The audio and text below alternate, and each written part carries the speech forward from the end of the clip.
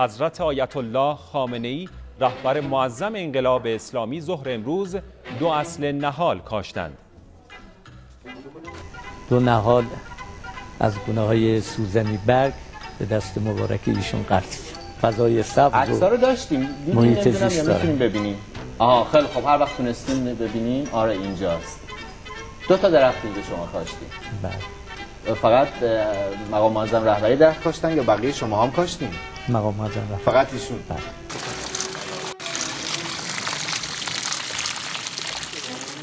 درخت و گیاه برای کشور، برای زندگی، برای مردم، برای تنفس یک امر ضروری است. خب حالا ما 2 تا درخت مثلا فرض کنیم که می‌کاریم، مردم هم در سطح شهر و در سطح کشور مبالغ زیادی درخت می‌کارن، اما باید مراقب باشیم که درخت هایی که موجود هست رو حفظ کنیم. یکی از کارهای مهم اینه.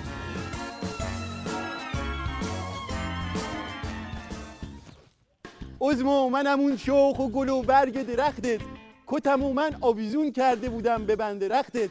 بیا با گزارش غلام قیانور، اگه با ما نیای تو پشت پا زدی به بخته. بله بینندگان عزیز، در این دم عیدی مقام عظما در یک اقدام استراتژیک 2 تا قرص درخت کاشتن که خیلی اقدام خوبی بود. به سطح شهر میریم تا ببینیم امت همیشه در صحنه نظرشون در رابطه با این موضوع چیه. با ما بیاید، خیلی خوشحال شدیم دم عیدی. بله.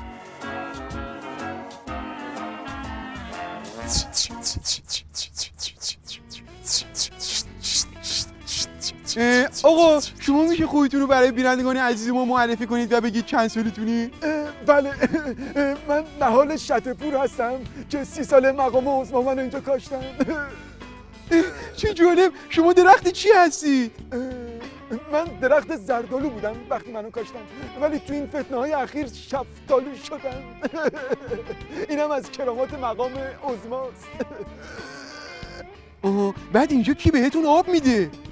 والا روزای اول خود مقام عظما بهم آب میدادن، ولی از اونجا که اینجا یه جای دور افتاده است و در جریان فتنه‌های اخیر الان دیگه ملت همیشه در صحنه میان منو آبیاری میکنن.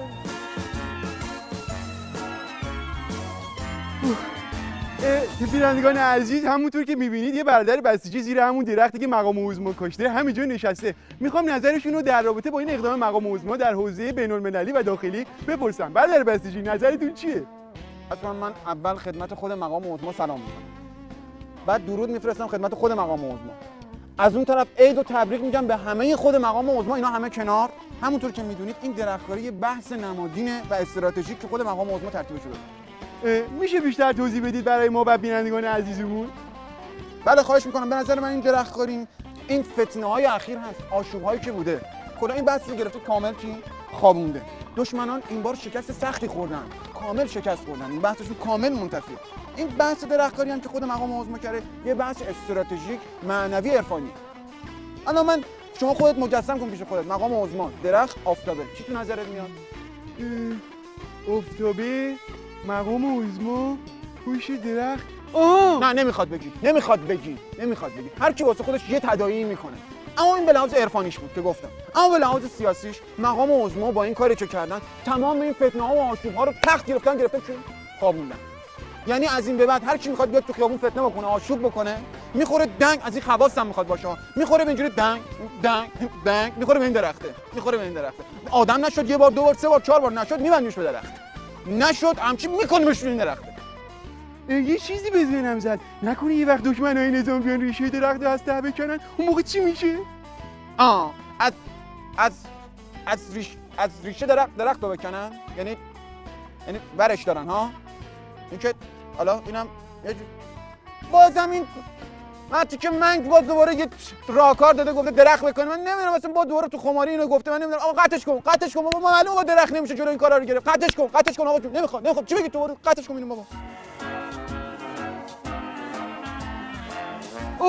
یه جوون شاق شمشاد از همونایی که مقام عظما با کاشتن این درخت می‌خواست بهشون روحیه بده اینجا نشسته. شما شنیدین که مقام عظما 2 قرص درخت در آغاز عید کاشتن برای روحیه دادن به جوونا؟ جدی می‌فرمایید؟ واقعا خیلی خوشحال شدم. اصلا روحیه‌ام خیلی رفت بالا. الان یکی از اون بالا روحیه منو بندازه پایین. واقعا روحیم رفت بالا. من یه لحظه احساس کردم همه مشکلاتم حله. همه مثلا من مشکل مسکن داشتم، خب الان مثل کفتر میرم بالای درخت لونه میسازم، یعنی حله. یا مثلا مشکل پوشاک برای عید بچه‌ها هست، خب این برگ درخت هست، بهترین پوششه، بهترین پوشش. یا مثلا میوه الان میگن گرونه، خب درخت می‌کنی میوه بده، امسال نده، سال دیگه نده، 20 سال دیگه. خلاصه یعنی میخوام بگم که درخت خیلی مفیده. من اصلا هیچ چشم اندازی رو تو زندگیم نمیدیدم، هیچ چشم اندازی رو. الان میرم خب بالای درخت راحت همه چشم انداز رو کامل میبینم. یا خودم مثلا ناامید شده بودم از زندگی، میگفتم چجوری به زندگیم خاتمه بدم. خب مقام عظما درخت کاشته، میرم از اون بالا خودم پرت میکنم، با مخ میکنم زمین، خیلی تشکر میکنم. نشد خودم اون بالا آویزون میکنم، نشد تنه درختو میدم دست یکی، میگم محکم بکوب تو سرم، دستتون درد نکنه. واقعا مقام خیلی متشکرم، خیلی ممنون. نه وایسا دارم صحبت میکنم. چی خیلی متشکرم؟ دارم صحبت میکنم، دارم میگم مقام عظما درخت کاشته، ما هم باید درخت بکنیم. همه گوش کنن، پیرمردی پیرزنی هر کی هستی واسه خودتی باید درخت بکنیم. مقام عظما درخت کاشته، من 30 سال دارم درخت میکنم، نمیدونم باید دعوتون درخت بکنیم. مسئولین نظام بدانن، مسئولین طیبالله کل درختاتکم، یعنی خودم صداتون رو نمیشنم. درخت باید بکنی، همه باید درخت بکنی. شده واسه